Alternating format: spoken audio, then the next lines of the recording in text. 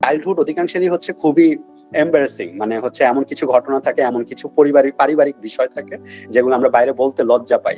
এটাও আমাদের মধ্যে ঢোকানো হয়েছে, এগুলো নিয়ে কথা বলা যাবে না। সো অ্যাজ এ রেজাল্ট যেটা হয়, আমরা এটা একদম সাপ্রেস করে দিই, না এগুলো বলা যাবে না, এগুলো বাবা মার সামনে কেউ কিছু বলে এত কিছু বলতে হয় না, এত কিছু ইয়ে করতে হয় না। এটার আমার একটা চমৎকার অ্যান্সার আছে, খুবই রিলেভেন্ট এখন। সেটা হচ্ছে যে চাইল্ডহুড কেন ইম্পর্টেন্ট। হিউম্যান ব্রেন একটা কমপ্লেক্স আর কি ক্রিয়েচার না, মানে অনেক রকমের কাজ করে, মেমোরিজ আছে, প্রসেসিং ইউনিট আছে, তারপর ইমোশনের অনেক কিছু আছে। সো একটা চাইল্ড যখন পৃথিবীতে আসে, সে ব্ল্যাঙ্ক স্লেটের মতো, তার মধ্যে হচ্ছে কোনো ইনফরমেশন নেই, কোনো মেসেজ নেই। তো তাকে আপনি যা ইনপুট দিচ্ছেন সেটাই তাকে শেপ করতেছে। তো এটা হচ্ছে ডেভেলপমেন্টাল সাইকোলজির একেবারে বেসিক ইনফরমেশন। ওকে, জন্মের পর প্রথম 5-7 বছরে তাকে আপনি যে সকল ইনফরমেশন ইনপুট দিবেন, ভার্বালি নন ভার্বালি, বুঝে শুনে না বুঝে শুনে, সেগুলাই আস্তে আস্তে তার মধ্যে রিফ্লেক্ট করা শুরু করবে, এবং টিনেজটা যাবে সেগুলা দেখতে, বুঝতে, কনফিউশন গুলো দূর করতে, অ্যাডাল্টে এসে সে সেগুলাই রিফ্লেক্ট করবে। এখন এটা কেন হয়? আপনি এখন তো এআই এর যুগ, সবাই তো হচ্ছে চ্যাট জিপিটি, জেমিনাই বা অন্যান্য কিছু ইউজ করে। প্রম্পট বলা হয় না বারবার? আমরা কত ভালো প্রম্পট দিচ্ছি, কে কত ভালোভাবে এটা ইউজ করছি, সে সেই অনুযায়ী ইনফরমেশন গুলোকে আমাদেরকে ফিডব্যাক দেয়। যেমন আমার চ্যাট জিপিটি কে আমি যেভাবে ট্রেন করছি, যে বলা হয় এলএলএম কে ট্রেন করা লাগে, আমি তাকে যেহেতু ইনফরমেশন দিচ্ছি, আমার প্রফেশনাল কাজ বা একাডেমিক কাজ বা পার্সোনাল ইনফরমেশন, তাকে কিন্তু এখন আমি জাস্ট একটা কোশ্চেন করলে সে আমাকে ওইখান থেকে অ্যান্সার দেয়। আমার কি দরকার, আমার আগের ইনফরমেশন সবকিছুর উপর বেস করে সে আমাকে একটা অ্যান্সার দেয়।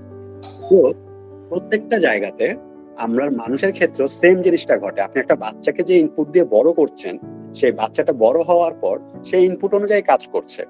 আমাকে অনেকে প্যারেন্টসরাও আর কি আমার উপর বিরক্ত হন, আমাকে বলেন যে আমার ছেলে মেয়ে কেন এমন হবে, ও তো এমন হওয়ার কথা না। এখন তাদেরকে আমার মাঝে মাঝে বোঝাতে হয় যে হয়তো আপনি নিজেও জেনে বুঝে আর কি ইনপুটটা দেন নাই, কিন্তু হয়তো আর কি কোনো না কোনো ভাবে সেটা আপনার এনভায়রনমেন্ট থেকে হোক, ফ্যামিলি থেকে হোক, অথবা অন্য কোনো থার্ড পার্টি থেকে হোক, এমনকি আর কি লিটারেচার থেকেও হতে পারে, কার্টুন থেকেও হতে পারে, অন্য কোনো মিডিয়াম থেকেও হতে পারে, বাট হতে পারে সে সেই জিনিসগুলো ধারণ করতে পারে।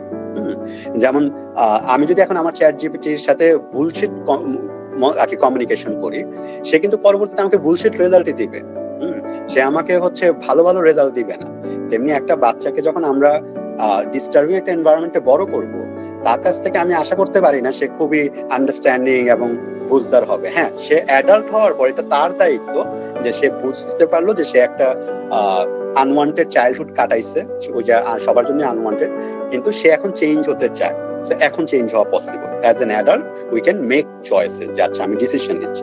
বাট যে মানুষ বুঝতেই পারে না যে সে কেন চায় আর কি, তার পার্সোনালিটি এরকম, আমরা অনেক মানুষকে দেখি না খুব বদমেজাজি, খুব খুঁতখুঁতে, খুবই হচ্ছে ঝগড়াটে, খুবই এইটা, আমরা জাজ করে বসি যে ও মানুষ এত ঝগড়াটে কেন, এরকম কেন।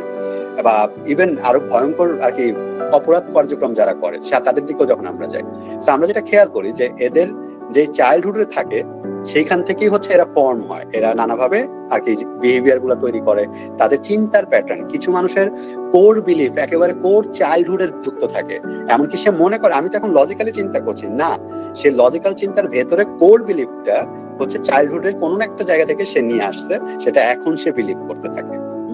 আবার সেখানে অ্যাপ্রুভালের বিষয় আছে, আরো অনেক বিষয় আছে, সেগুলো তো আছেই। So these are the things যেটা হচ্ছে আর কি একজন অ্যাডাল্টকে ইনফ্লুয়েন্স করে তার চাইল্ডহুড থেকে। এখন অনেকেই কথাগুলো অপছন্দ করেন, ইভেন ফ্রয়েডেরও সবচেয়ে বড় ক্রিটিক্স যারা আছেন, বা ইভেন থেরাপিরও যারা হচ্ছে ক্রিটিসাইজ করেন, তারা অনেকে বলেন যে আপনারা শুধুমাত্র পুরান কথা নিয়ে কথা বলেন। ইভেন আমার কাছেও ক্লায়েন্ট যারা আসে, তারা অনেক সময় খুব রিল্যাক্টেন্ট থাকে, না এত চাইল্ডহুড নিয়ে কথা বলতে পারবো না, আপনি আমাকে এখন বলেন আমার রিলেশনশিপের সমস্যা হচ্ছে, কি করবো। সো রিলেশনশিপে কি করব, আমি কি আচরণ করব, সেটা অলরেডি আমার স্ক্রিপ্টেড। মানে আমি টি এর ভাষায় বলতে গেলে যে আমাদের ক্যারেক্টারিস্টিক্স, পার্সোনালিটি, রিলেশনশিপ টাইপ কেমন হবে, এটা অলরেডি স্ক্রিপ্টেড। সাজ্জাদ কেমন মানুষকে পছন্দ করবে, এটা স্ক্রিপ্টেড। সাজ্জাদ যতই বলুক যে ভাই আমি তো বুঝে শুনে খুবই ডিসাইড করছি, বাট আই নো সাজ্জাদের কোন জিনিসটা, আমি যদি জানতে পারি আর কি সাজ্জাদের চাইল্ডহুড এন্ড এভরিথিং, তখন বলতে পারি যে সাজ্জাদ কি ধরনের জিনিসপত্র ইনভলভ হবে বা হবে না। সো এই জায়গাগুলোতে আর কি, এবং পুরো জিনিসটা যেহেতু আনকনসিয়াসলি ঘটে, সো অনেক অ্যাডাল্টই হচ্ছে জিনিসটা স্বীকার করতে চায় না বা বুঝতে চায় না। সো সে সবসময় হচ্ছে জিনিসটা থেকে অ্যাভয়েড করতে চায়। আরেকটা জিনিস হচ্ছে যে আমাদের চাইল্ডহুড অধিকাংশেরই হচ্ছে খুবই এম্বারেসিং, মানে হচ্ছে এমন কিছু ঘটনা থাকে, এমন কিছু পারিবারিক বিষয় থাকে যেগুলো আমরা বাইরে বলতে লজ্জা পাই। এটাও আমাদের মধ্যে ঢোকানো হয়েছে, এগুলো নিয়ে কথা বলা যাবে না। সো অ্যাজ এ রেজাল্ট যেটা হয়, আমরা এটা একদম সাপ্রেস করে দিই, না এগুলো বলা যাবে না, এগুলো বাবা মার সামনে কেউ কিছু বলে, এত কিছু বলতে হয় না, এত কিছু ইয়ে করতে হয় না।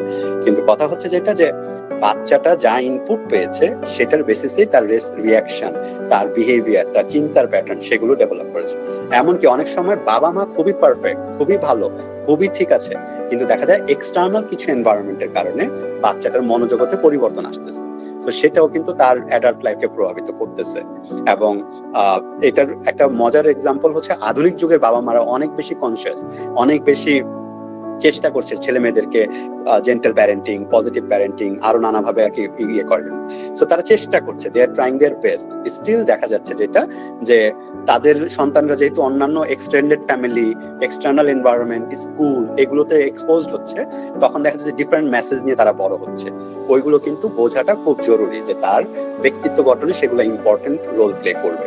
তার ইমোশনাল অ্যাটাচমেন্ট, কানেকশন, বন্ডিং এগুলো আর কি করতে আর কি কিরকম হবে সেটা ডিসাইড করবে তার ওই আর্লি চাইল্ডহুডের এক্সপেরিয়েন্স গুলো কেমন হবে।